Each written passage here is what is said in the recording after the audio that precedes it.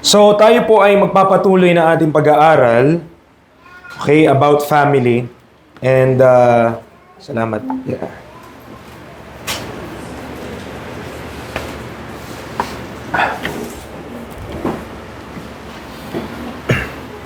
Dapat piliin ko yung salita ko. Parang may limit lang yung salita ko ngayon eh. Alright, sige.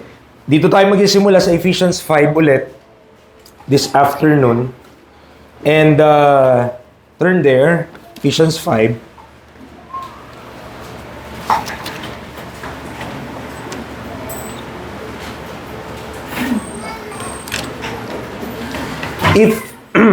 If you could notice, the book of Ephesians could be divided into two parts.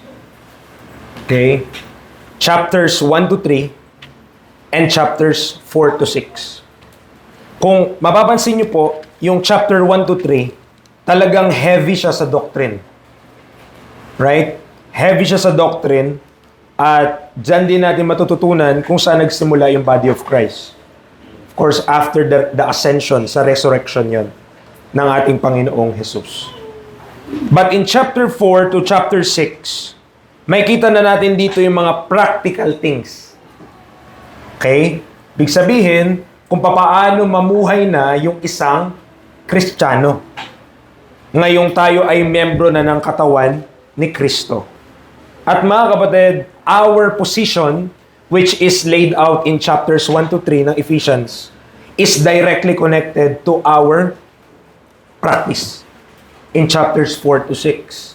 So, yung realidad ng position mo kay Kristo, we are in Christ, we're seated with Him in the heavenly places, doon ka lang namumuhay in our practice. So, hindi tayo nag-imbento ng practice. Okay? We are just living out kung sino na tayo kay Kristo Jesus.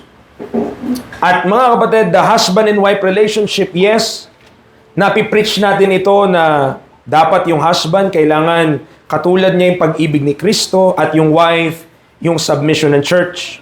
Yet, sabi ng verse number 32, Chapter 5, ito na si update. Okay. Chapter 5, verse 32 ng Ephesians, ano sabi ng Bible? This is a great mystery, but I speak concerning Christ and the church.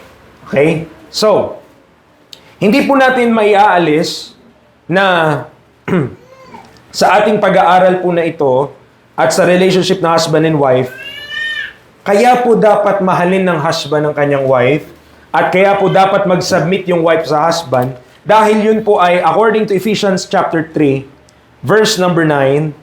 Tulungan niyo po ako ha. Pwede po bang kayo magbasa para hindi ko na siya basahin? Ephesians 3:9, ready, read. Ulit, wait lang. Iba, hinahanap pa nila, nilolocate pa. Okay, Ephesians chapter 3 verse number 9, ready, read. And to make all men see what is the fellowship of the mystery, which from the beginning of the world hath been hid in God, who created all things by Jesus Christ. Kung meron kang tatawagin na commission natin, o doon tayo tinawag ng Diyos, or doon yung pinapagawa ng Diyos sa atin, i-include nyo po doon yung Ephesians 3:9. Yun po ay ating ministry. And part of that ministry, ano po yung may kita nyo dyan na dapat maganap? Make all men, ano po? Nakalagay ba dyan hear? Nakalagay ba dyan smell? Hindi po, di ba? Anong sinabi? Anong particular senses? So, it refers to the eyes, tama? Sight. Seeing. Okay? So, bakit ganon? Kasi, pag tinignan ng mundo, yung relationship din ng husband and wife, na yung husband minamahal niya yung wife niya, at yung wife nagsasubmit sa husband niya, that is the fellowship of the mystery. Okay? Napapakita doon yung sinabi na Ephesians 5:32, but I speak concerning Christ and the church. Okay? So, yan po mga kapatid. So, in our duties, kasi itong Ephesians 5, duty natin yan, In our duty na i-fulfill ito, lalo na sa husband and wife, okay? Kailangan nating isaalang-alang mga kapatid, kailangan nating isipin din na sige, maano din siya, mapapagod din yan. Okay. Okay. Wait lang, hindi ko po kasi kayang labanan ngayon yan. Hintayin nyo lang. Kasi ang aking boses ay nasa na tayo eh. Malapit na tayong sumagat talaga. Okay. But the husband and wife relationship, mga kapatid, ang pinapakita nito ay yung kung paano din si Kristo sa kanyang iglesia. At kapag naintindihan natin yon, ang mga husband, ibig sabihin, kapag nag-fail tayo na mahalin yung asawa natin, hindi natin nagagampanan yung kung paano si Kristo sa kanyang church. At kapag ang wife naman nag-fail din to submit to his husband o to her husband, ay hindi rin nangyayari yung gusto mangyaring relationship na Kristo sa kanyang iglesia. Konektado po yun, mga kapatid. So, but na-discuss ko na yan mga some other time o past weeks.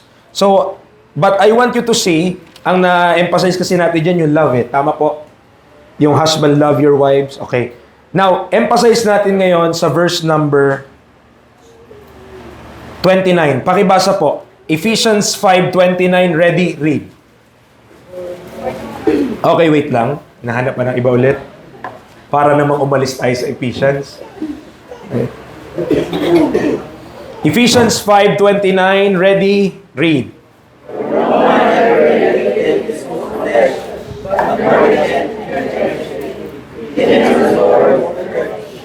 Okay, husbands, young men, kahit kayo, you have a Bible, underline nyo yung nourish, nourisheth, and cherisheth. Okay? Mga men, especially husbands, that is our responsibility to our wives. Dalawa, nourisheth and cherisheth.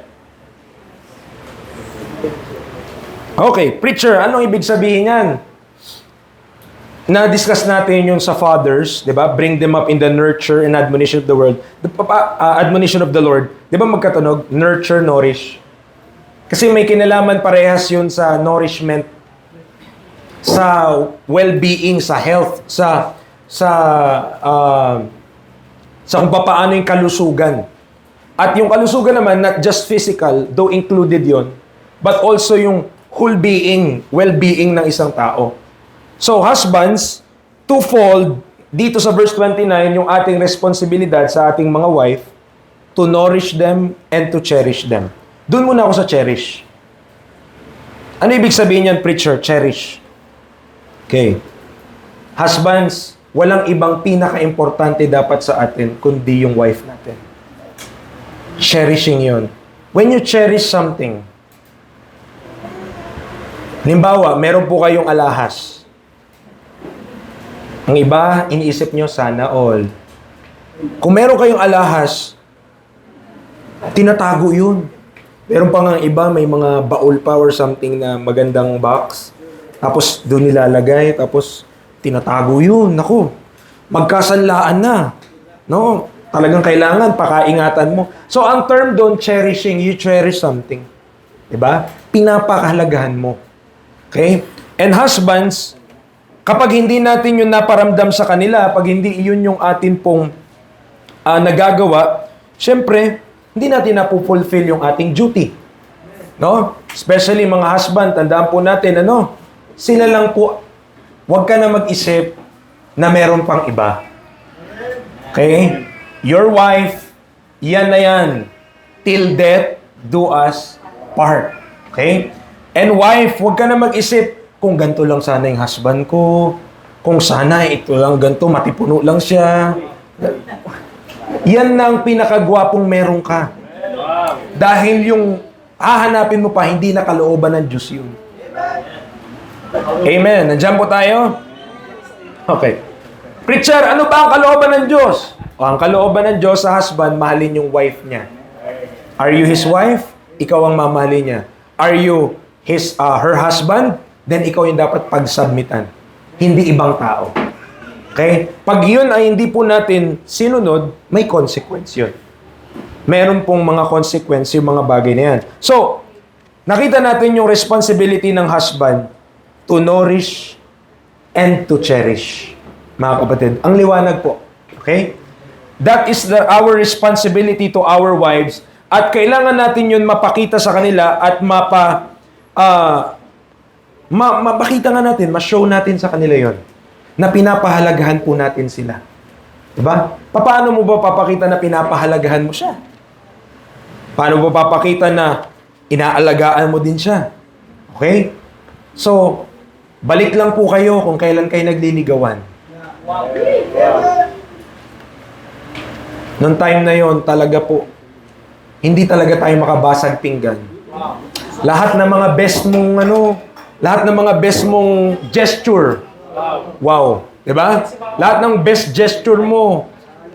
Kahit galing ka pang Bataan, pupunta ka, susugod ka hanggang dulo ng Sambales, gagawin mo yun. Tama. Ibig sabihin, you are showing off your, parang best foot forward na gagawin ko ang lahat para sa'yo. Pero nung naging asawa na, kundi po ako yung nagsabi nun, pero yung naging mag-asawa na, ang realidad po, nagiging bitter sa isa't isa. Hindi natin sinasabi na yun yung maganda. Sinasabi lang natin, nangyayari yun eh. That's the reality, observable. Man, di po ba? Observable siya. Okay, at mga kapatid, hindi porket reality siya o kaganapan siya sa mundo, even sa Pilipinas, hindi porket ganon, yun na yung dapat mangyari. Okay? It doesn't mean na yan ang realidad, yan na lang. Parang mindset mo, ganyan naman lahat ng mag-asawa eh. Diba? Ganyan naman kasi. So, hindi po porket ganon yung realidad, yun na din dapat yung maging expectation natin. Okay. So, one pastor said, marami pala sila, na nagsasabi, ang marriage po ay work. It's a work. Kailangan mo siyang pagtrabahuan. Kasi, hindi siya kagaya ng kaligtasan na hindi mo dapat i-maintain. Ang salvation, no maintenance. Permanent yun eh. Tama? Permanent yun. Until you die, basta naniwala ka na sa gospel, save ka na. Pero ang marriage mo, pag di natin yan pinagtrabahuan, magkakaroon ng problema. Di po ba? Magkakaroon po ng problema along the way. So, yun yung kailangan nating maunawaan. So, bilang tugon doon, ang Diyos, nagbigay din sa atin siya ng solusyon. Ano dapat mo gawin? Nourish and cherish. Nourish and cherish. Di po ba? Mapagyentuhan namin dito mga men, di ba? Tayo, hindi lang naman si Brother Joel ang may kalapati. Yung mga ibang men, hindi lang kalapati sa kanila, pero iba rin yung hinihimas. Okay? Maaring trabaho, mas abala sa trabaho, wala na talagang time sa asawa. Or marami din mga ibang bagay na pwedeng yun yung napapagtuunan po natin na mas maraming panahon that mas mahalaga na sa atin yun kaysa sa kanila. At napifail tayo o nababiolate natin yung scripture when it said, nourish it and cherish it. Di po ba? Kung ang ating katawan o ang ating trabaho o ang lahat ng ating ginagawa, binibigyan natin ng time, why not sila? Bakit sila hindi nabibigyan ng time and effort? Di naman. Di po ba? So yun po yung gusto mangyari ng Panginoon, sapagkat sabi nga ng 29, no man ever yet hated his own flesh. So yun po. So sa husband and wife relationship, it's very important. Ano po? Na that the husband learn what is their responsibility and the wife learn their responsibility as well. At kanina umaga nakikinig ako kasi medyo pagod po tayo dito mga nakaraan. So nakikinig ako ng preaching kanina umaga tungkol sa marriage din. At sabi ng pastor na pinapakinggan ko, ang utos sa husband, unconditional love. Ang utos sa wife, unconditional submission. Ibig sabihin, hindi dependent sa isa yung duty sa'yo. So, magsasubmit ka lang ba pag nagmamahal si husband sa'yo? Or mamahalin mo lang ba siya pag nagsasubmit si wife sa'yo? Or dapat mong gawin yun regardless? At mga kapatid, yun yung dapat po nating matututunan sa biyaya ng Panginoon. Lahat po tayo, work in progress, kahit po sino po sa atin, that is our duty. Unconditional po yun. Hindi nakadepende sa panahon, hindi nakadepende sa kung ano yung magiging result or ano yung reaction niya. Bagkus dapat pakita natin, tayong mga husband, we should love our wives. Kasi yun po yung utos sa atin ng Panginoon. Amen. Duty po natin yun. Now, proceed na po tayo dito kasi gusto ng mga children, sila yung napipreach eh. Alam mo yun? Gusto nila na-emphasize yung pinapagawa sa kanila ng Panginoon. So sabi dito sa Ephesians 6, basahin ng mga children. Okay, verses 1 to 3. Ephesians chapter 6, verses 1 to 3. Ready? Read. Wait lang, parang murmuring naman yung pagbasa. Murmuring yata ah. Okay, ready? Read. Ang hina nyo naman pag pagdaldalan ang lakas. Lakas-lakasan nyo naman yung maririnig naman ng mga magulang nyo. Ready? Read.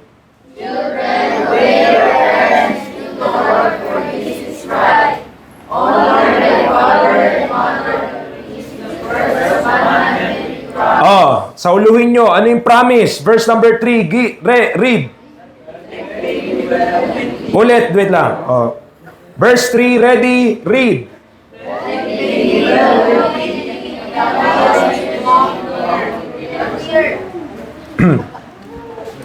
Oh, children, gusto nyo ba mamatay ng maaga? Oh, hindi daw. Gusto nyo bang mahaba ang buhay?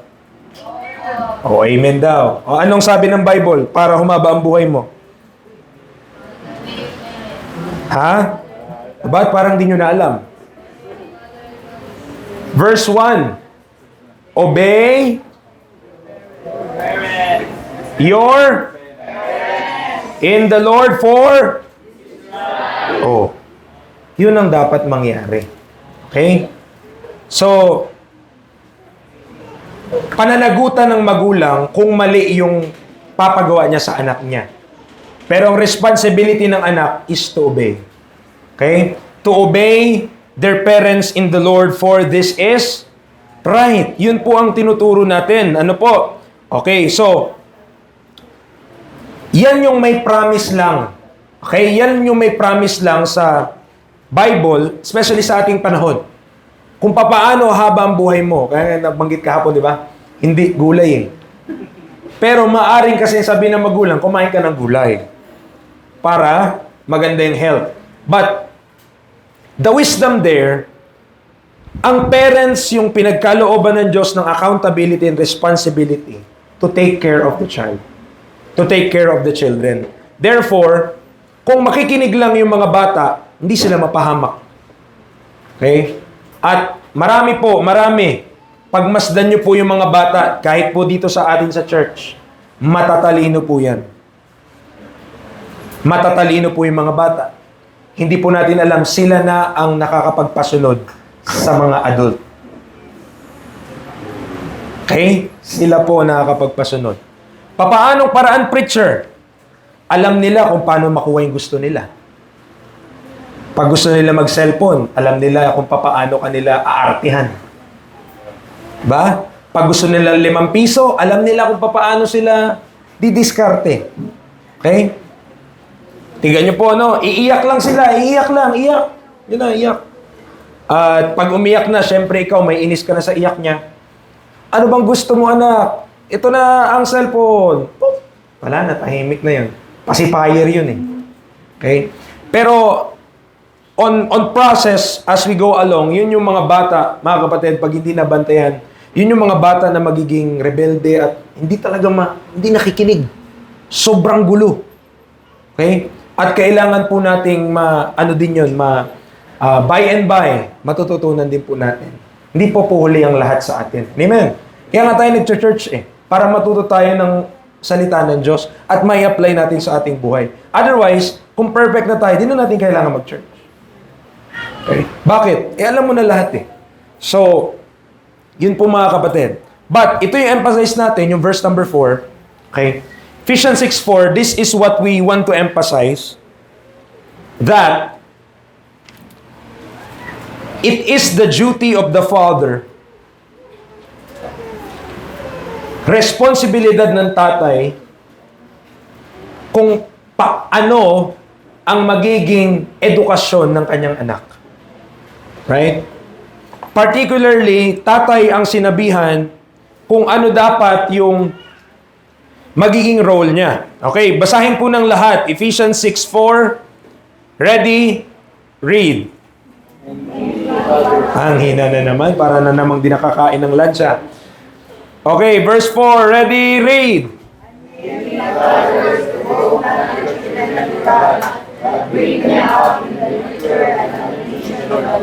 Amen. So, yung fathers, kinumand, in-instructan sa Bible to bring up yung kanyang children in the nurture and admonition of the Lord.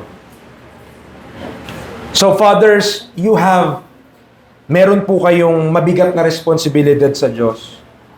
At ang responsibilidad na yun ay kung papaano din nyo i-bring up ang mga bata na yan in the nurture and admonition of the Lord.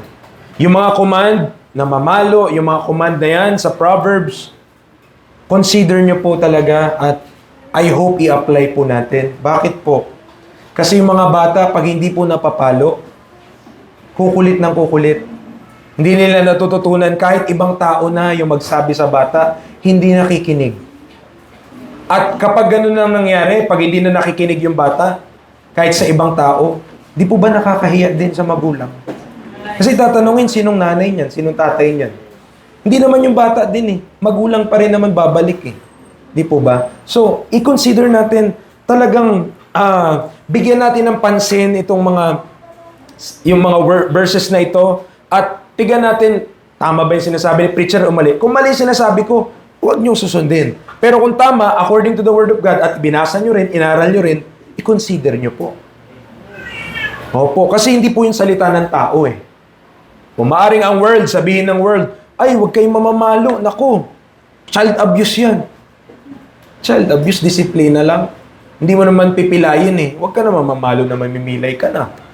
Siyempre naman, yun ang iiwasan. So, pero, inutos yun na don't spare the rod with the child. Okay? At ang child sa Bible, of course, biblically, kapag mo, 0 to 12. Sinong 13 na pataas? Oh, supposed to be, yung mga 13 pataas na, kahit pa paano may alam na sa buhay. Sinadisiplina na silang bata pa, train na sila eh. Diba? Train up a child in a way he should go.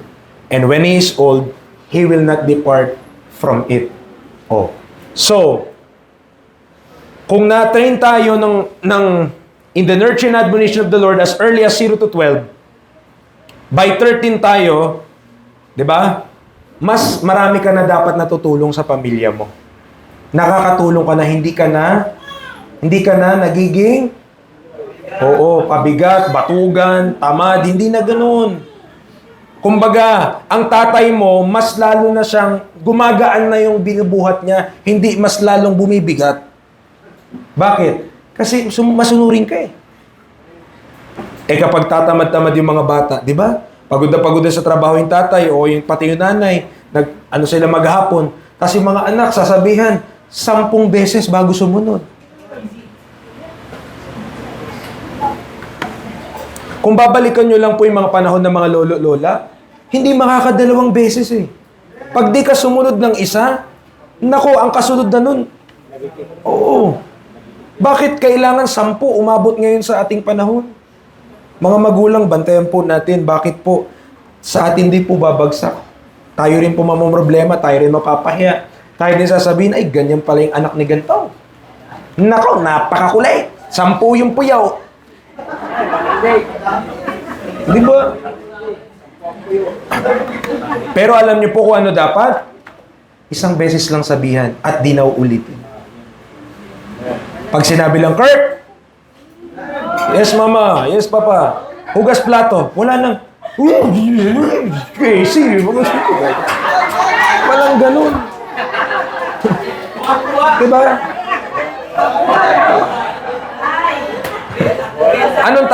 Anong tawag po doon? Disobedience na agad yun. Kapag may additional pang pag nagmamarcha lalo. Mga ganun pa, oh. Di po ba? Ano yun Hindi yun obedience. Nagre-rebelde ka.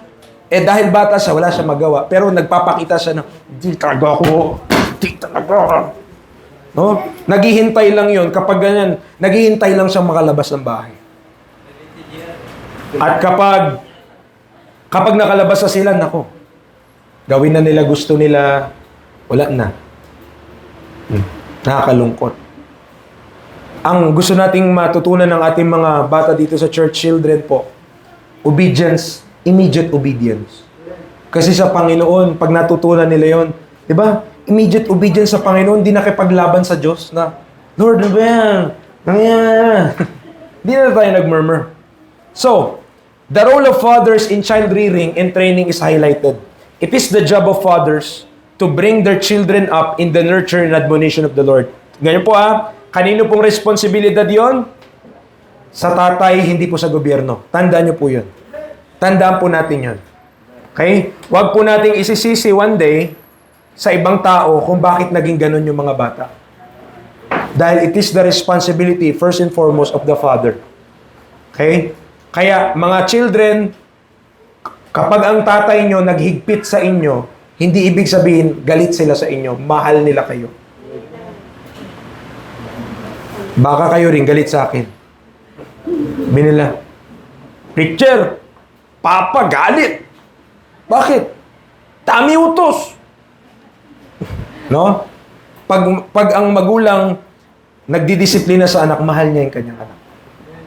Mahal nila yung anak niya. Kasi ayaw nila mapahamak. Otherwise, pag hindi na disiplina yung bata, pinabayaan sa kanyang sarili, yun yung sa Proverbs, diba? He bringeth his mother to shame.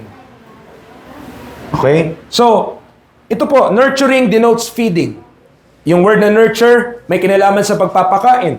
In this context, in the Lord, then implies the education of the child. By feeding him the things of God, and thereby being nourished as a result. So, mas nanonourish siya. Kasi, nagiging healthy siya dahil pinapakain siya ng salita ng Diyos at kung ano yung tama sa salita ng Diyos. Admonition is more on the authority of the Father to reprove, correct, and instruct His children. So, if we expand, nourish, and admonish, binasa na natin to last week, 2 Timothy 3:16, di ba? All scriptures given by inspiration of God and is profitable for doctrine, for reproof, for correction, for instruction in righteousness, that the man of God may be perfect, truly furnished unto all good works. At yun yung pwedeng gagawin ng tatay. Nagtuturo siya, nagtutuwid siya, nagsasaway siya, at nag-i-instruct siya sa kanyang mga anak kung anong dapat gawin. Amen po ba? So sa mga fathers po, it is our responsibility, it's your responsibility para i-bring up yung mga children in the nurture and admonition of the Lord. That is your duty before God. Huwag niyo pong hayaan na yung mga anak ang mag-train po sa inyo. You are the ones entrusted by God para po sila ay i-bring up in the nurture and admonition of the Lord. At tatay, by the way, huwag mo maliitin ang sarili mo. Bakit? Sa'yo binigay yung bata na yan. Ibig sabihin, kaya mo yung palakihin. Diyan po tayo? Yes, may kinalaman din yung edukasyon ng tatay, kung paano din siya napalaki. May kinalaman din kung papaano yung natutunan niya, anong alam niya. Kaya nga ang tatay, dapat din mag-study. Diba? To show thyself approved unto God. Kaya po, sa biyaya ng Panginoon, tayo po dito sa church, no, ay mayroon tayong programa para sa mga tatay para mas matuto pa ng salita ng Diyos. Then, they will cascade o sila mismo yung magbababa nito sa kanilang mga anak, papaano matutunan. Okay? So, ang ating pinipreach, ang loyalty nila sa inyo. Amen. Hindi ko po kayo kukontrahin kung anong sasabihin nyo sa anak nyo. Nandiyan po tayo? Kung meron kayong desire sa anak nyo, ikaw po yun bilang tatay. Make sure mo lang na yan ay of the Lord or in the Lord. Okay? Nandiyan po tayo. So, kami, sabi nga ni Pastor JM, di ba? Preach, teach, warn. Pero to run your own family, hindi na namin yung trabaho. Kasi may sarili din kaming pamilya na kailangan ng alagaan, kailangan namin protektahan, kailangan din namin turuan. So, if we will help each other, maganda po talaga kakalabasan nito. Salamat sa Panginoon, may church. Amen. Salamat sa Panginoon. So, responsibility ng mga fathers, huwag tayong matakot, may Diyos na tutulong sa atin. Stand up, kayo po ang tinawag ng Diyos sa pamilya nyo na mamuno. Amen? Amen. Parang tatakot sila. Kayo po ang tinawag ng Diyos na mamuno sa inyong pamilya. Ngayon, kung meron man tayong mga kahinaan at kakulangan, God shall supply all your need according to His riches in glory in Christ Jesus. Now, okay, tinouch din natin sa 1 Timothy 2 kasi ito yung mga instruction na para sa ating panahon regarding family members. No? 1 Timothy 2, verses 9 to 15.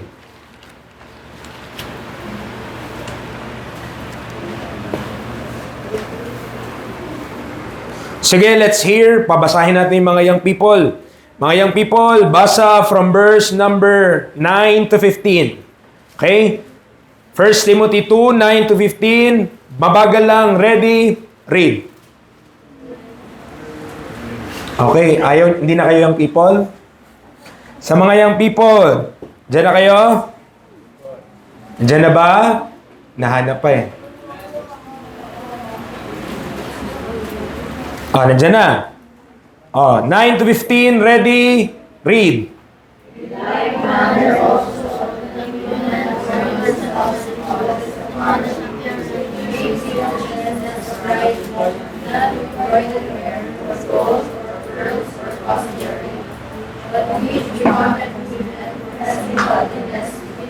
Lakasan natin.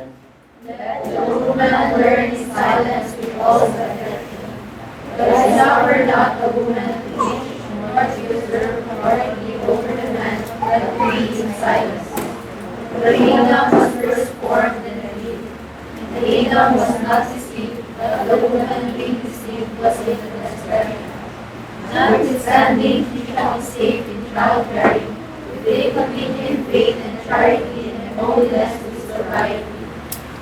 Yung mga young men ha, hindi na yata kayo young people. Di kayo nagbasa.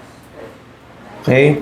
So, dito sa 1 Timothy chapter 2, verse 9 to 15, dito po, nilagay yung, kung ano yung expectation ng Diyos in the congregation, within the congregation, to, especially to a woman. Okay? Kung mapapansin nyo po dyan sa verse number 11, the Bible tells us, let the woman learn in silence with all subjection. But I suffer not a woman to teach, nor to usurp authority over the man, but to be in silence. So, ladies, listen. The verse doesn't say na hindi kayo mas magaling sa Bible. Because you could be. Okay? Hindi sinasabi ng talata na mas mababa yung inyong IQ. Walang ganun na sinasabi sa text. Tama po ba? We know na, baka mag-a-agree lahat ng men, na yung mga wife natin, kuminsan, or madalas, mas matalino pa sa atin. Amen? Amen. Diba? Meron ng witness eh. So, hindi sinasabi ng talata na mas mahina ang babae when it comes to intellect. It doesn't say that. It doesn't also say na yung woman ay mas mababa. But, they are commanded to be silent. Why? Kasi yun yung proper order according to God. Okay? That's a proper order before the Lord. Now, within the congregation, kaya iniiwasan natin, kaya, di ba pag sa bata, pwede magtuturo ang ladies, tama? Kasi bata naman yung tinuturuan eh. But in a mixed congregation where there are men, women should not teach. Bakit? Usurpation of authority na yon. Now, hindi dahil sa ayaw natin. Di ba? Hindi dahil sa ayaw natin magpastora, ganyan. Hindi po. Kung pwede lang, edi sana okay kung okay lang sa Diyos eh. Pero dahil ayaw ng Diyos, ayaw din natin. Kasi ano bang ating ipiplease? Tao o Diyos? Ang Diyos. So, kaya natin hindi inaalaw yung mga ganon dahil yun ang kalooban po ng Panginoon. Preacher, binigyan din sila ng husay. Preacher, binigyan din sila ng ganto ganyan. Yes, we do not say they are not given that. But that is a misuse of what God gave them. Nakuha niyo po? Ang kamay natin, bigyan tayo ng kamay. Pwede ba itong manaksak? Kaya, di ba? Kaya bang manaksak ng kamay? Kaya, pero misuse yun. Dapat hindi mo gamitin to panaksak. Bakit? Nakasakit ka ibang tao. Nakuha niyo po? Now, when it comes to these things, hindi natin tinuturo, okay, ulitin ko po ha, the wife and the husband, pantay lang po. Equal. Saan lang nagkaiba? Role. Okay? Only different in role, but not in person. Para pantay. Si Kristo ba mas mababa sa God the Father? He is God. Pero siya yung nagpakumbaba. Bakit? Otherwise, walang gaganap ng role. To die on the cross. Nakuha niyo po? So, hindi tayo mas mataas sa isa, no. When it comes to role, the head of the home is the man, and at ang nasa ilalim po, role to, ang pinag-usapan natin, responsibility, woman. Kasi kailangan maprotektahan. So, kaya sabi niya, but I suffer not a woman to teach. Sa verse 12, nor to usurp authority over the man, but to be in silence. Hindi ko na mabuksan, pero may talata. Ito po, so ito para din sa husband eh. May talata na kapag merong tanong yung wife, saan itatanong? Ask their husband at home. Tama? So ito na ang tanong ngayon. Preacher, paano yan? Hindi alam ng husband ko yung sagot. Ang trabaho ni husband, lumapit kay pastor magtanong. Pastor, ano bang ano na to? Paano ba natin to, ano bang ano sa Bible? Paano ba to? O, discuss kami. Then siya yung magre-relay sa kanyang wife.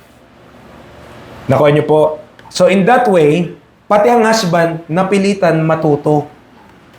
Bakit? Ang daming tanong ng misis eh. Dami ko tanong sa Bible. Dami. So si husband, kailangan ko to sagutin. Responsibilidad po yan. Okay po, nandiyan po tayo. Amen. Gising pa ba? Okay, Bible po ba yun o salita ng tao? Kailangan, iano lang natin. Kasi I understand our culture, I understand our times. Ang kinakaharap natin, ang mahirap labanan po yung culture eh. Kasi yun yung nakasanayan ba? Okay? So, yung may culture na matulog ng tanghali, ang hirap talaga labanan yan, kapatid. So, try natin labanan. Okay. So, 1 Timothy 5:8. Bas ka ba? Bakit ayaw mo lumabas? Yan. Resume slideshow. Ayan. 1 Timothy 5 verse 8. Ano sabi ng Bible? Tatapusin ko na po ito ngayon. Praise the Lord. Para ibang topic na ako next week. But if any provide not for his own, and especially for those of his own house, he hath denied the faith and is worse than an infidel. Okay. Children, listen. Mga children, mga anak, no? Kapag ang ating mga magulang dumating na sa point na hindi na nila kaya at kailangan na silang aalagaan, wag naman sana nating idala sa home for the aged. Kagaya sa US, na pinapaalaga na lang sa mga nursing home. Okay? When it comes to that time, kung papaanong tayo rin inalagaan nila when we are young, nung tayo ay wala pang kamuang-muang at lakas, we should also return the same favor. Proper lang yon sa salita ng Diyos. Tama po ba? So mga children, huwag kayong mag-isip na, ano ba yan, ganyan-ganyan. No. Joy din natin yun. Bakit? Magulang natin yun eh. Tama? Magulang natin yun. So huwag nating isipin na kabigatan yun. Balang araw, kung tayo man, no, paalagaan natin sila. Dapat maging joy natin yun. Bakit? Ang tagal mo kayang pinakain na wala ka namang ginagawa. Tama. Ilang taon din yun. Pero, winidheld ba sa'yo yung food? Hindi. Kumbaga, tumigil ba yung nanay mo na pakainin ka dahil 3 taong kang walang pakinabang, kung sabihin natin na sa pagdating lang sa labor, di po ba? So, kailan ka lang ba nakatulong? Kailan ka lang ba nakapaghugas ng plato? 6 years old, 7 years old? Pero naging mabuti sila kahit wala ka pang nagagawa. Di po ba? So, dapat ang maging mindset natin, hindi po kabigatan na tumulong sa magulang. Amen po ba? Hindi kabigatan yun. Wag natin ituring na ang pagtulong sa magulang ay parang burden. Kasi minsan sa buhay natin, tayo din yung naging burden. Pero hindi yung naging hadlang para hindi sila magpatuloy na tayo ay palakihin at alagaan. Okay? So, yan ang kailangan nating kinukure at yan ang dapat natin natututunan by and by. Okay po ba? So, pero dito rin, responsibilidad natin yung ating house. If we have a house, kaya yung home natin. But if any provide not for his own, and especially for those of his own house, he hath denied the faith and is worse than an infidel. Then therefore, mga kapatid, ang pagpo-provide sa house or sa home, part ng faith. It's also our service to God. Okay? Service din natin yun sa Panginoon. Kaya, dapat lang natin po yung gagawin. Mga men, it is our duty. Amen.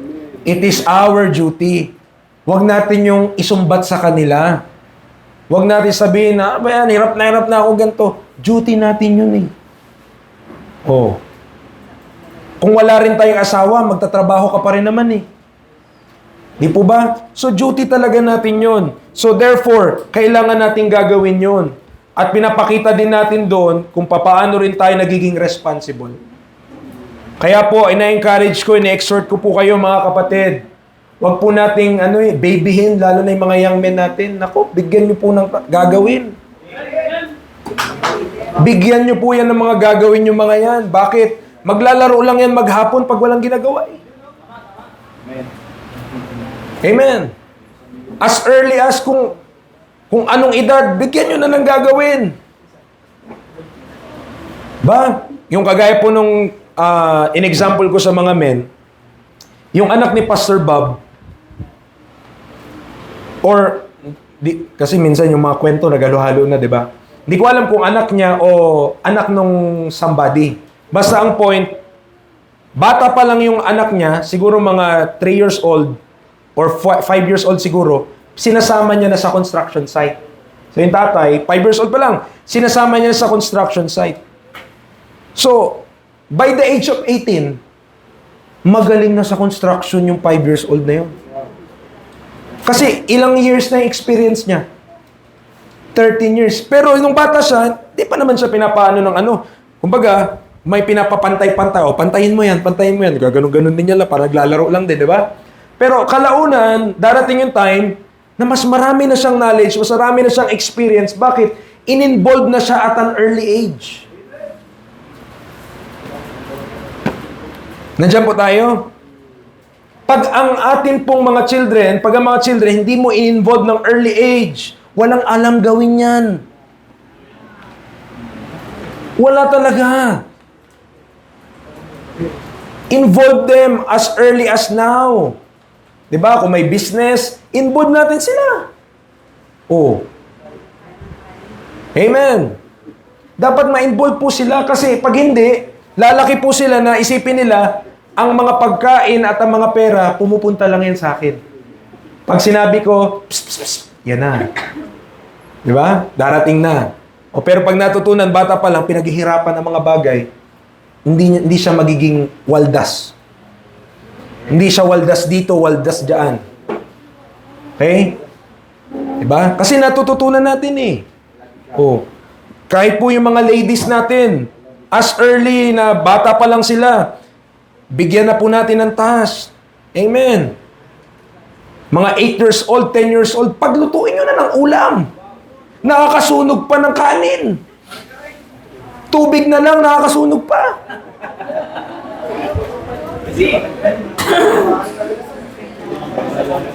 Preacher, Yung bibigyan mo na responsibilidad, papaglutuin mo ganyan. Child abuse yan. Kapatid, anong mas child abuse? Yung natuto yung bata o yung walang alam sa buhay? Yun ang mas child abuse doon. Bakit? Para mo siyang pinilayan eh. Lumaki na siya nang walang alam. Kasi may maraming ganun. Amen. Nandiyan po tayo. Involve natin sila. Turuan na, pagawin nyo po ng mga gawaing bahay. O pero, baka naman, mga kapatid naman, baka naman puro plato lang. Bigyan nyo rin ng ibang gagawin. Hindi lang naman plato ang gawaing bahay. O, bawa yung kwarto niya. Sige, pagandahin mo yan, pinturahan mo. O, next month, ibang kulay na naman. O, by the age of 18, nangungontrata na ng mga bahay, nagpipintura na. Simula bata, nagpintura na siya. Alam niya na lahat ng pagkakamali niya. Mali pala to i-mix. Pag minix pala to, ang pangit.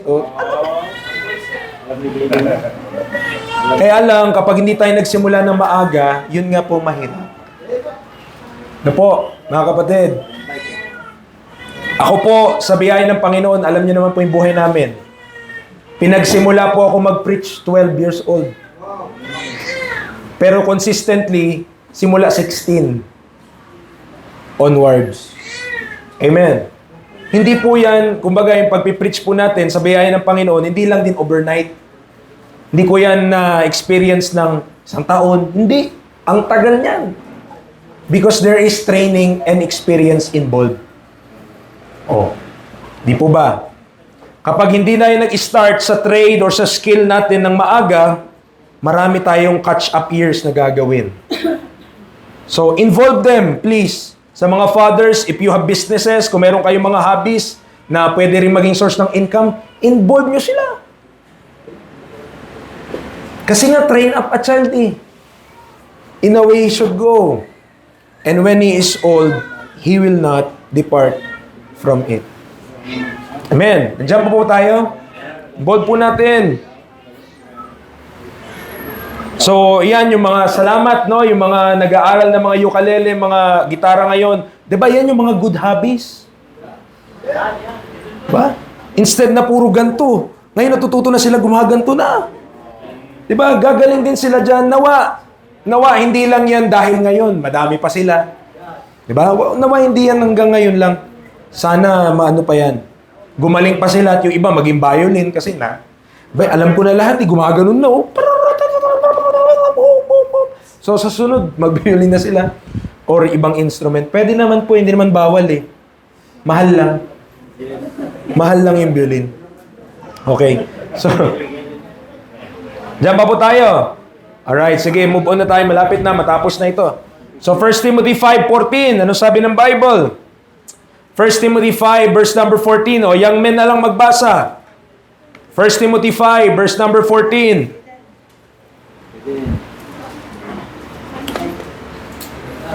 First Timothy 5:14. Ready? Read.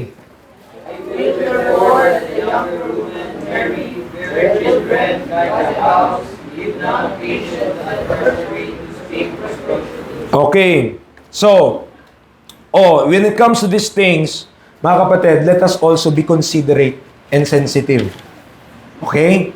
So, marami na tayo dito sa church. Kahit papano, mayroon na tayong mga marryable, ladies sa church. Pero be courteous, mga kapatid. Be sensitive din. Bakit po? Oo nga, marryable age na nga sila. Paano pag yung mga young men natin? Wala naman. Hindi pa ready. Anong gagawin nila? Alangan namang gustuhin nilang mag-marry, pero yung mga ime-marry nila, sila pa yung bubuhay. Tama.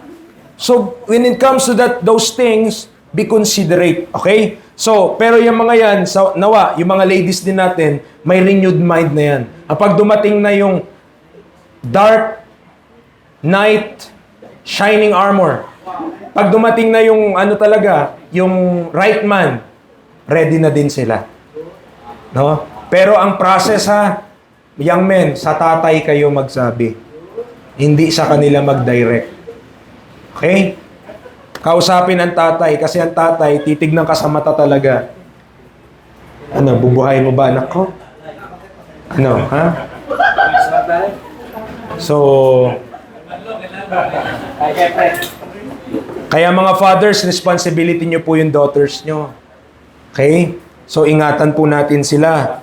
Huwag nyo pong basta may trabaho. Paano kung hindi naman din saved? Unbeliever. Basta preacher, isa lang ang criteria ko, basta mayaman. Yun lang. No? Kailangan ang ating basihan. Unang-una, kinconsider mo, ligtas. Pero, hindi lang yun ang criteria. Kasi maraming ligtas. Pero sa bigas, ugas. Okay? Yan. I-consider din natin yan. Okay po? So, meron tayo dito mga marriable age na sila. By the grace of God, pag-pray natin sila. Na wag sila ma-lead din sa temptation. Na wag din nila, wala dito sa church, walang kapag-asa dito. So, doon na lang ako sa world. Pag-pray po natin. Mga kapatid, ha? Okay? Reality po yan. Okay? Reality po yan. So, younger women are encouraged to marry and bear children guiding the house. Pero ang pakiusap po dyan, don't marry just for the sake of marriage. Na gusto mo lang. Kasi pag pumasok ka dyan na mali din, o hindi pa talaga ready, okay? Problema din yun. Oo. Ang dami naging problema, wag ganun. Dapat talagang intentional, saka kahit papano spiritual yung lalaki. Amen. Nandiyan po tayo. Oh. Mga young men natin, iwanan na natin yung childish things. Diba? When I was a child, I spake as a child. I understood as a child. I thought as a child. But when I became a man, kailan yun? I put away childish things. Oh. Hindi ba childish things yung 10 yung crush? Amen. Oh, iwanan natin. So, admonition, give none occasion to the adversary to speak reproachfully, has not been given much thought by believers that the enemy is winning when we blaspheme the word. Okay. So, pag-pray natin, yung mga young ladies natin, alam nyo, sila, gusto lang din nila ma-redeem. Gusto lang din nila na makapag-serve sila sa Panginoon. Pero kung ang mapangasawa nila hindi spiritual, hindi biblical, baka mas lalo lang malayo sila sa Panginoon. Kayo mga young men, dapat mas ilalapit mo sila si Kristo, hindi kayo pang maging cause ng pagpapalayo. Amen. Kaya maging seryoso, kaya nagpipreach ako ng ganito kasi ilang taon na kayo eh. Magbasa kayo ng history. Magbasa kayo ng history. Okay? Ang nag-aasawa before na mga man, mga age 18, nag-aasawa na sila. Kaya na nila. At meron pa nga nagsinungaling eh. Nagsinungaling siya sa World War II. Age niya lang kasi parang 16. Pero gusto niyang sumama sa gera, nagsinungaling siya. Pero isipin mo, mga age na ganun, sumasabak ng gera, World War II. Ngayon, saan tayo sumasabak? Barilan lang sa computer. Amen. Diyan tayo. Oh. Pero yun, 16 years old, isipin mo, itinataya na ang buhay para sa bayan. Nasa saan na yung mga tunay na lalaki? Pakita niyong lalaki kayo. Amen. Nandiyan po tayo. Oh. Ano pa? Ito. Allah. Sana ako? 2 Timothy 1:5. Malapit na po tayo. 2 Timothy chapter 1 verse number 5. Di ko alam. Pag nag-preach ako ngayon, parang di na ako napapaos eh. Kanina papaos na ako. Pero ngayon, tuloy pa. So 2 Timothy 1:5. Okay. Tignan niyo po Verse 5. Tama ba ito? Oh. Mukhang, ayan, nasa verse pala ako. Verse 5. When I call to remembrance the unfeigned faith that is in thee, which dwelt first in thy grandmother Lois, and thy mother Eunice, and I am persuaded that in thee also. O ito naman po, para sa mga lola, para sa mga ano. O, kung tayo po may mga apo, kung tayo po may mga pamangkin, dalhin po natin sa Panginoon. Kung ayaw ng mga magulang nila, dalhin pa rin natin sila. Amen. Kasi si Timothy, ang naging kasangkapan sa buhay niya, lola niya sa nanay niya. Kasi yung tatay niya, Greek. Ibig sabihin, unsaved yun. Unbeliever yung tatay niya. Pero napigilan ba yun para hindi niya malaman ng truth? Hindi po. Kasi merong nakakaalam ng truth na lola at nanay. Okay? Kaya mga nanay, may ministry po kayo na mabigat din. Amen. Yung pagpapalaki din sa mga bata, yung kaalaman din nila kay Kristo. So pag-pray po namin kayo, mas lalo nyo po magagampanan po yun. Okay? So, Titus chapter 2. Ito na, malapit na to. Titus 2. Ito na yung mga sound doctrine. Mga men, please read verse 2. Ready? Mga men, Titus chapter 2, verse number 2. Ready? Read. The aged men sober, great, Di po ba? Yan po yung responsibilidad natin. Yan yung sound doctrine sa atin. Yung mga aged men. Be sober, grave. Diba? Preacher, in-apply ng asawa ko yun, naging grabe siya. Hindi yun. Iba yun. Okay? Grave, mga kapatid. Ibig sabihin, may gravity. Alam mo yun? Doon ako yung word na gravity sa grave. Parang kapag may sinabi ka, firm ka. Okay? May bigat. May talagang merong diin. Sasabihin mo sa anak mo, huwag mo gawin yan. Pero yung sinasabi mo palang huwag gawin, nagpapalambing ka lang. Pag nilambing ka, sige na lang. Gawin mo na. Be grave. Ano pa? In temperate, sound in faith, in charity, in patience. Look, tingnan niyo po mga men, no? Kung saan tayo mahihina, doon tayo inutusan ng Panginoon. May initin tayo ng ulo. Be temperate daw. Wala tayo. Ang mabilis tayong mag-ano. Diba? Parang wala tayong patience. Pero ano dapat ang ano natin? In patience. Di po ba?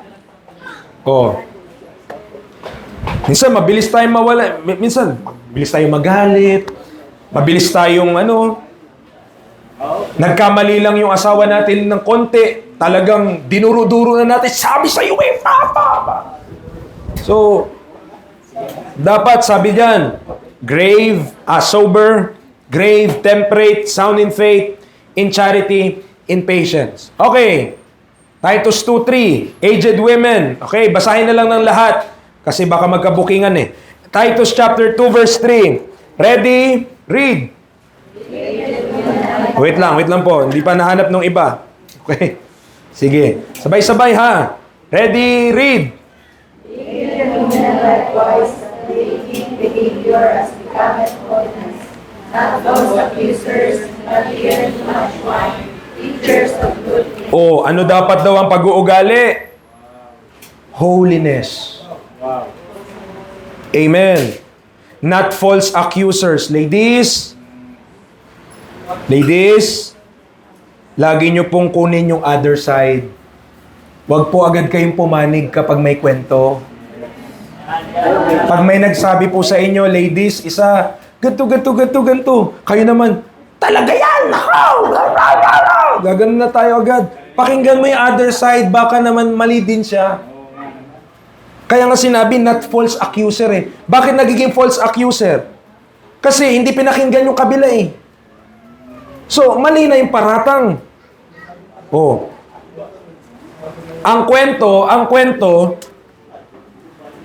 doon, yung husband daw niya, sinisigawan siya. Yun yung kwento niya.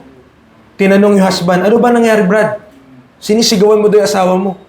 Hindi ko siya sinisigawan. Nagulat ako, kaya ako napatili. Yun naman pala, nagulat lang. Hindi po ba? So, ano pa? Not given to much wine. Okay. Oo. Pictures of good things. So, anong dapat ituro? Oh. So, yan po. Okay. Basahin ulit ng lahat. Verses 4 to 5. Verses 4 to 5. Ready? Read. Teach the young women to be sober, love their husbands, love their children, keep the home, good, obedient to their own husbands, that the word of God be not blasphemed. Okay, sa mga elder ladies po natin sa church, sa mga elder ladies natin sa church, kung meron po kayong ituturo sa mga young ladies, ito po yun, verse 4 to 5. Okay? If ever magkakaroon po kayo ng ladies fellowship, ito po ang pag-usapan nyo. Verse 4 to 5. Kasi ito po talaga, direct command ng Diyos that they may teach the young women. Yung aged women, nagtuturo pa rin. Pero sino tinuruan nila? Mga men? Hindi. Kasi nga sinabi natin kanina, hindi nga pwede yun sa Diyos. Pero, pwedeng magturo ang babae. Saan? Kapwa niya? Babae. So, ang utos, kung anong dapat ituro sa mga aged women, ang ituro nyo daw po sa mga younger women or younger ladies, verse 4 and 5. So dapat mas natuturuan nyo po sila, kung ever magpapayo kayo, ang payo nyo, mas lalo maging masunurin sila at hindi masuwayin. Nandiyan po tayo. Kasi yun po yung sabi ng Bible. That they may teach the young women to be sober, to love their husbands. Imaginin mo yan. Tinuruan pa kung paano mahalin ng husband. Bakit? Kasi nga sa modern times, sa thinking, ang hirap talaga, maraming influence. So kailangan maano yun, ma-change, ma-renew. To love their children. To be discreet. To be discreet din. Okay, minsan mga ladies, kaya nga sa ladies sinabi to Kasi minsan di rin discreet yung mga ladies. Okay? So mga ladies, be discreet po. Sa biyaya po ng Panginoon. Okay? So, kung ano po yung mga problema nyo sa bahay, nawa, isettle nyo po mag-asawa. Unahin nyo munang isettle. Pag di nyo na kinaya, saka nyo kami i-involve. Lalo na, wag nyo pong mapapahiya yung asawa nyo. Kuminsan, di ba? So, pakiusap lang po yun. Ano pa sabi niya? Chaste. Ladies, lalo na sa mga wives, kayo po para lang po sa husband nyo. Wala na pong iba. Kung magpapaganda po kayo, tama nga yung sinasabi ni Brother Joel, nagpapagwapo siya para sa asawa niya Kung magpapaganda kayo, para lang din sa asawa nyo. Pag sa ibang tao, postura. Pag sa asawa, monster. Ano ba yan? Mga kapatid, wag ganon. Okay. Ano pa? Keepers at home. Some other time, i-discuss natin yan, mga kapatid. Okay? Matutunan natin yan. Good. Obedient to their own husbands. That the word of God. Ano lahat ng resulta nito? Pag inobey natin to. That the word of God be not blasphemed. Kasi pag may nadidisobey tayo dito, mablaspheme ang Panginoon. Amen. Diyan po tayo? Okay. Sige. Young men. Basahin niyo po. Verse 6. Ready? Read. Ready? Read. Ano ba yan? Para na... alam niyo, ganito yan. Alam niyo yung irony? Ang irony, di ba? Ang irony dito, ang babasahin niyo tungkol sa sobriety. Ibig sabihin na sa tamang pag-iisip. Parang kayo ngayon, lutang. Okay? Titus chapter 2 verse 6, ready, read. Young men likewise exhort to be sober-minded. Kasi yun naman problema sa mga young men Hindi sober-minded. Napakadaming mga pinupursue, napakaraming pinapangarap, napakaraming na ambisyon, napakaraming distraction, hindi nagagampanan yung dapat nilang gampanan. Kaya parents, suportado ko po kayo. Kaya pinipreach ko rin ito para din po sa inyo. Kasi itong mga bata na to, akala nilang gagaling nila Pero hindi sila sumusunod.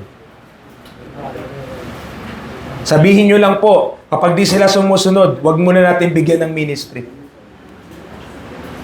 Pag di sila nakikinig, talagang matigas ang ulo nila, sabihin nyo lang, preacher, ano nyo nga muna tong anak ko. Wag nyo muna bibigyan ng ministry. A-approve po natin yun. Bakit? Discipline nyo yun sa kanila. Para maisip nila lagi, opportunity yan, pribilehiyo yan, wag kong sasayangin. Kasi kahit minsan pwede yan mawala Kasi nga pribilehiyo yun Di naman rights. Di mo naman rights na mag-ministry. Privilege yan. Privilege ko din yun. Amen. Biyaya ng Panginoon, ingatan natin para hindi mawala. So, in conclusion, the biblical home is a strong witness to what God is doing today in the dispensation of the grace of God. Let us learn what God wants us to do and live pleasingly according to His design. Mga kapatid, pag in-apply natin to, nakita naman natin, unti-unti may mga changes na po, di ba? Sana nga, totoo, no? I hope na yung mga husband nagiging sweet na sa wife nila, unti-unti. Amen. Sana hindi lang salita iyon. Nawa, in practice, at kahit halimbawa, biglang may kumatok sa bahay nyo, sweet talaga kayo. Hindi yung, tas may kumatok, hello po, welcome sa aming bahay. Ano? So, nawa ay meron po tayo nakuha, tayo po yung manalangin. Lord, salamat po sa iyong salita. Alam po namin, wala po kayong gusto na ikakapahamak po namin. Tama, I also acknowledge and know yung reality, Panginoon, ng kung gaano kahirap minsan i-apply ang salita mo dahil din iba sa amin nasaktan. Iba sa amin meron na pong mga agam-agam. Iba po sa amin maaring hanggang ngayon baka hindi pa rin sila naniwala na talagang, for example, yung wife nila, yung husband nila ay truly mag-o-obey din sa salita mo. Pero Lord, we believe na ang word mo po will not return void. At kung ito po ay naihasik sa mga puso na matataba, ay mamumunga po ito. Kaya Panginoon, tulungan niyo po kami lahat. Lahat po kami work in progress. Wala pong sino man sa amin ang nakaabot na, Panginoon, sa gusto mo pong ipapaabot sa amin. Kaya dalayan ko po to the youngest, to the eldest, or oldest sa amin, tulungan niyo po kami na mag-apply ng truths. Unti-unti, Panginoon, di man po biglaan, mahirap man po. Matuto kaming tiyagain, mahalin ang kaluluwa, at i-apply ang katotohanan mo para hindi ka po mablaspheme sa buhay namin. Salamat, Panginoon, sa salvation na binigay mo. Huwag nawa kami ang maging kasiraan ng kaligtasan na libre mong naibigay. Salamat, kayo po ang mailuwalhati ngayong hapon. In Christ's name we pray. Amen and amen. Tawagin po natin ulit ang